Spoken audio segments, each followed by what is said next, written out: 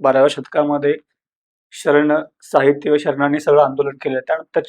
त्याच्यासारखंच भक्ती movement म्हणतात mostly त्याला. इकडे महाराष्ट्रात सुद्धा आहे आणि तुमचा चांगला अभ्यास आहे. मग याच्यामध्ये साम्य काय आहे किंवा इकडची उपासना पद्धती काय आहे मराठी संत भागवत संप्रदायामध्ये? आपल्या महाराष्ट्रामध्ये जो वारकरी संप्रदाय आहे, हम्म. त्या वारकरी संप्रदायामध्ये भक्ती एक साधन तत्व म्हणून त्यांनी वापरलेलं आहे. भक्ती कशासाठी? बऱ्याच वेळेला लोक सांगतात की भक्ती हे मोक्ष प्राप्तीसाठी.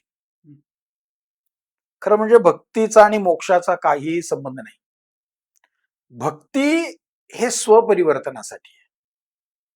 जे भक्तीचे 4 वाणीचा प्रवास आहे. भक्तीमध्ये वारकरी संप्रदायाने जे तत्वज्ञान सांगितलेलं आहे त्याच्यामध्ये एक वैखरी, मध्यमा, पश्चंती आणि परा हा 4 वाणीचा प्रवास आहे.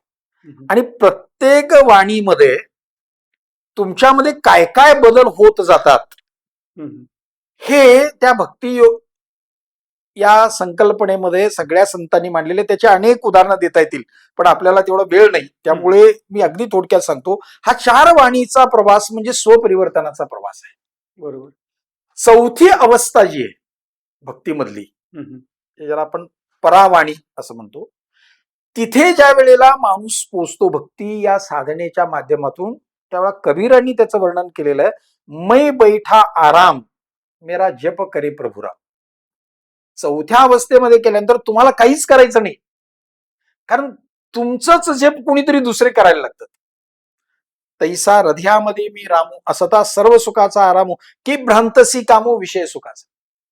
देव स्वर्गात नाही, तो मी वैकुंठी नसे, भानुबिंबीही नसे, वेळू एकू योगियाचे हृदय उमरडोनी जाय, तया पासी पांडवा हरपला घेसावा जेत नाम गोषू बरवा करीती माझी, असं ज्ञानेश्वर माऊलींनी सांगितलेलं आहे. आणि ते अगदी खरं आहे. देव आपल्या हृदयामध्ये, अंतःकरणामध्ये. आणि देवाची साधी सोपी व्याख्या वारकरी संप्रदायाने केलेली आहे आणि तेच शरण संप्रदायाने सुद्धा केलेली आहे.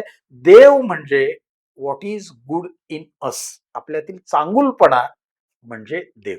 आपल्यातला वाईटपणा म्हणजे राक्षस, आपल्यातला चांगुलपणा म्हणजे देव.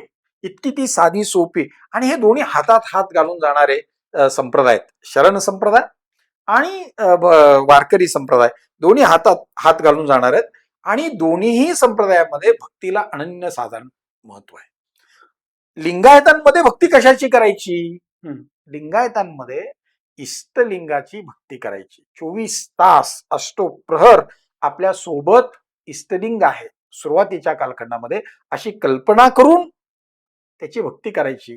भक्तीसाठी नाम नावाचं एक साधन असतं. भक्ती हे वाणीचा प्रवास असल्यामुळे नाम असावं लागतं.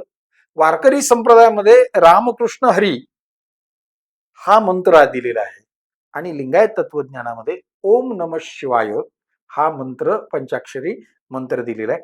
त्याचा जप करत राहायचं. आणि मग अशी एक वेळ येते की तुमच्या वैखरीतून तुम्ही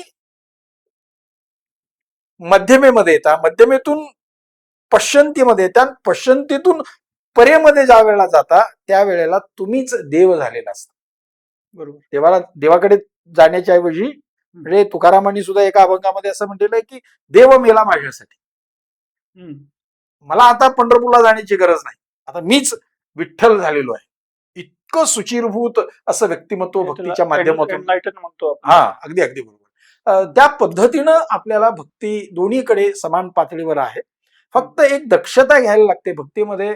भक्ती हे सूत्र खूप छान आहे, पण भक्तीमध्ये श्रद्धा आणि अंधश्रद्धेच्या सीमारेषा फार पुसट आहेत. बरोबर. तुम्ही कोणत्या क्षणी अंधश्रद्धेकडे झुकाल हे सांगता येत नाही. म्हणून भक्तांनी नेहमी अलर्ट पोझिशन मध्ये भक्ती केली पाहिजे. त्याच विषयावरती होतो.